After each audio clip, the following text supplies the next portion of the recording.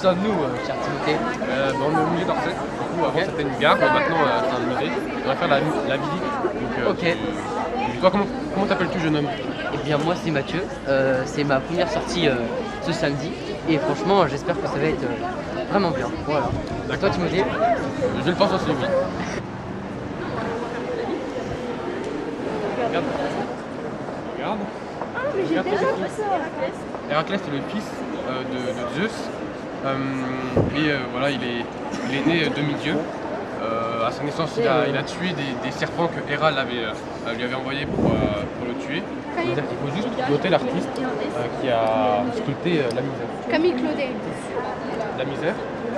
Non, Jules Desmond. Voilà. Ils sont tous en train d'essayer de partir. Tu veux pas? L'autre là, il est en train de penser au bébé. Oui, je sais. Pourquoi il pense au bébé? On est allé au musée d'Orsay. Avant d'être un musée, c'était une gare. Ça a été un musée en 1986. Il y avait un tas de statues, un tas de sculptures, de tableaux énormes.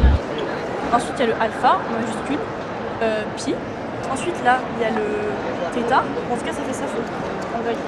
On a répondu aux questions qu'on avait écrites sur un cahier, Des sculptures.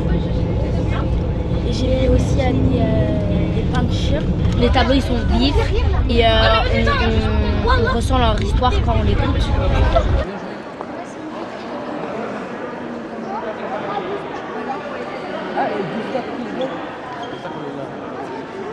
L'atelier du peintre est peint par Courbet pour figurer à l'exposition universelle de 1855 à Paris.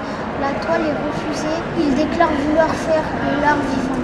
Les personnages qui se tiennent à gauche incarnent, selon ses termes, le peuple, la misère, la pauvreté, la richesse, les exploits, les exploitateurs.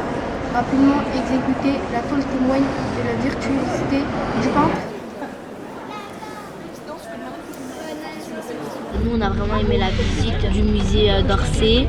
Il y avait des paysages, on voyait des personnes aussi. Il y en avait qui étaient très grands et il y en avait qui étaient faits par des peintres qu'on avait étudiés en classe aussi. Comme Vincent Van Gogh. Des fois on a l'impression qu'il y a des points de lumière alors que c'est juste des pigments. Je trouve ça joli et sympa. J'ai bien aimé le musée, les sculptures, les œuvres. J'ai un peu eu le vertige pour la hauteur du musée et à l'époque c'était une gare.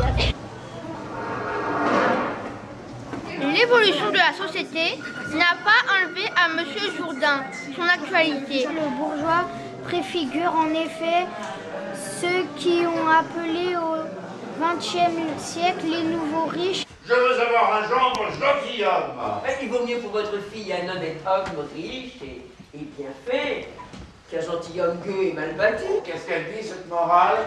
Elle traite de la félicité, enseigne aux hommes à modérer leur passion.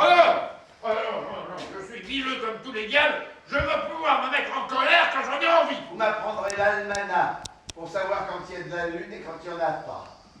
Soit. Ah! Un O. O. Oh, c'est vrai. Oh. I-O. I-O. I-O. Oh, la belle chose que de savoir quelque chose. De la prose. De la prose? Non mais alors, lorsque je dis Nicole, apporte-moi mes pantoufles et me donner mon bonnet de nuit, c'est de la prose. Oui, monsieur. Oh, voilà plus de 40 ans que je fais de la prose sans le savoir. En vrai, si on lui apprenait des vraies choses d'orthographe, pour de vrai, en vrai, il serait plus raffiné.